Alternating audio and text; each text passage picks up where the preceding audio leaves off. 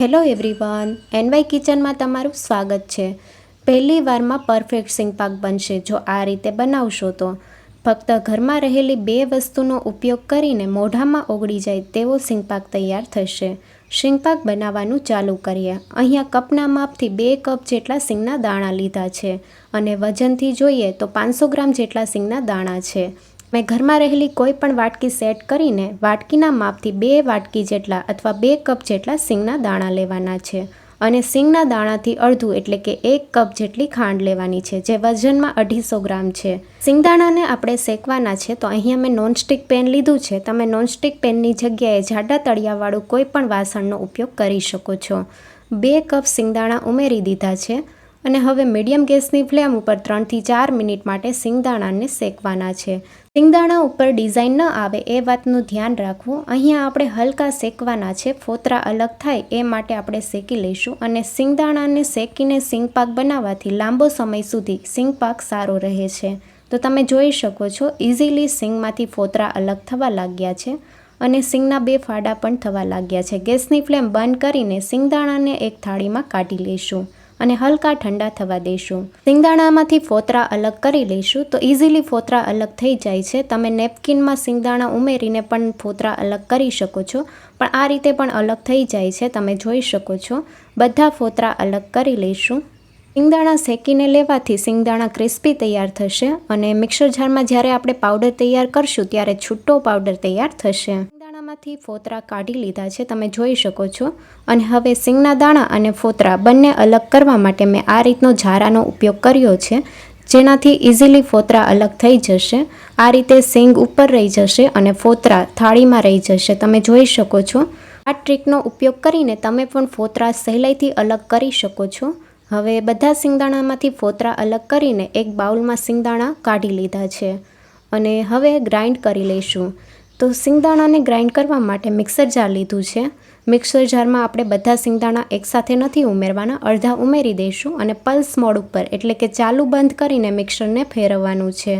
તો અહીંયા આપણે તેલ છૂટું ન પડે એ વાતનું ધ્યાન રાખવાનું છે. મિક્સર જારમાં આપણે સિંગદાણાનો ભૂકો તૈયાર કરી લીધો છે. તમે જોઈ શકો છો સારી રીતે પાવડર તૈયાર થયો છે છૂટો છૂટો. તો હવે એક સરખો પાવડર તૈયાર કરવા માટે મેં આ રીતની ચાળણી લીધી છે. સિંગનો એક સરખો પાવડર તૈયાર થયો હોય તો તમે ચાળ્યા વગર પણ લઈ શકો છો, પણ જે મોટી કણી રહી ગઈ હશે તો ચાળીને લેશો તો અલગ થઈ જશે. સિંગના પાવડરને ચાળણીમાં સારી રીતે ચાળી લઈશું. જે મોટી કણી હશે એ અલગ થઈ જશે. તો આ રીતે મેં પાવડર ચાળી લીધો છે અને જે આ મોટી કણી વધી છે આ કણીને આપણે મિક્સર જારમાં નથી ઉમેરવાની. જો મિક્સર જારમાં આપણે પાવડર તૈયાર કરશું તો તેલ છૂટું પડવા લાગશે, એટલા માટે શાકની ગ્રેવીમાં ઉપયોગમાં લઈ શકીએ. તો આને સાઈડમાં મૂકી દઈશું અને સિંગપાક માટેનો પાવડર રેડી છે. હવે ફ્લેવર માટે આપણે અડધી ચમચી એલચી પાવડર ઉમેરશું. તો એલચી પાવડર આપણે અત્યારે જ મિક્સ કરી દઈશું, સારી રીતે મિક્સ થઈ જશે. જો તમારે મિલ્ક પાવડર ઉમેરવો હોય તો મિલ્ક પાવડર પણ આ સમયે ઉમેરી શકો છો, પણ અહીંયા મેં મિલ્ક પાવડર નથી ઉમેર્યો. ફક્ત 2 વસ્તુનો ઉપયોગ કરીને સિંગપાક બનાવવાનો છે. અને હવે આપણે ચાસણી તૈયાર કરી લઈશું. નોનસ્ટિક પેનમાં 1 કપ ખાંડ ઉમેરવાની છે અને ખાંડથી અડધું એટલે કે અડધો કપ જેટલું પાણી ઉમેરવાનું છે. અહીંયા આપણે ખાંડ પીગળે ત્યાં સુધી થવા દઈશું. ગેસની ફ્લેમ મીડિયમ રાખવાની છે.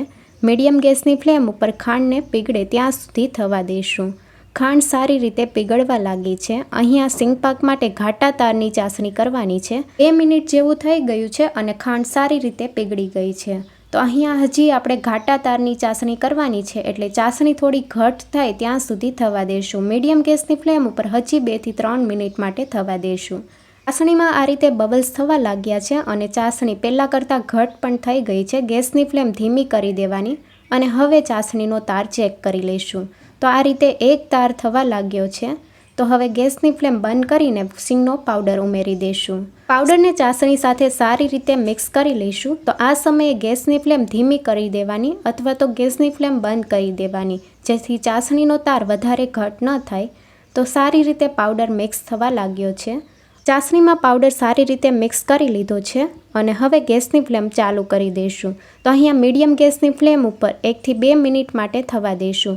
પેનની સપાટી છોડવા લાગે ત્યાં સુધી થવા દેવાનું છે. હવે 1 ચમચી જેટલું ઘી ઉમેરશું. ઘી ઉમેરવાથી શાઇન આવશે અને એકદમ સ્મૂથ સિંગપાક તૈયાર થશે. સારી રીતે મિક્સ કરી લઈશું. તો શીંગ પાકનું મિક્સર પહેલાં કરતાં થોડું થીક થઈ ગયું છે અને પેનની સપાટી છોડવા પણ લાગ્યું છે. તો શીંગ પાક સારી રીતે સેટ થશે કે નહીં એ ચેક કરવા માટે થોડું મિક્સર આપણે એક પ્લેટમાં લઈ લઈશું. મિક્સરને હલકું ઠંડુ થવા દઈશું. મિક્સર ઠંડુ થઈ જાય પછી આપણે ચેક કરી લઈશું.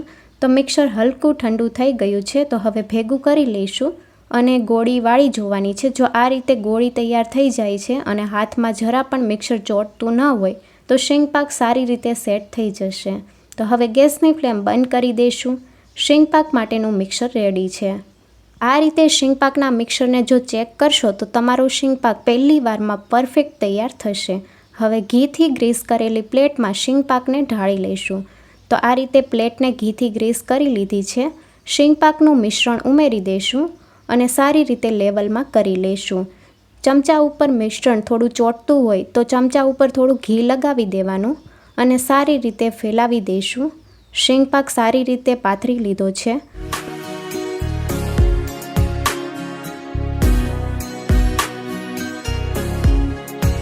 હવે શીંગ પાક ઉપર થોડી પિસ્તાની કતરંગ ઉમેરશું. તમે કોઈ પણ ડ્રાયફ્રૂટ ઉમેરી શકો છો.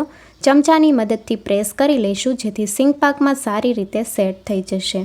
અડધી કલાક માટે ઠંડો થવા દઈશું. સારી રીતે ઠંડો થઈ ગયો છે. હવે પીસ કરી લઈશું.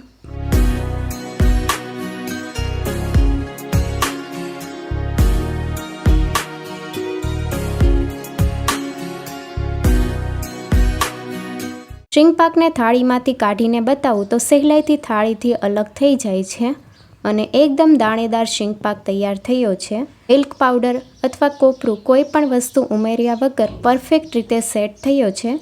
હવે શીંગ પાકને સર્વિંગ પ્લેટમાં સર્વ કરીશું.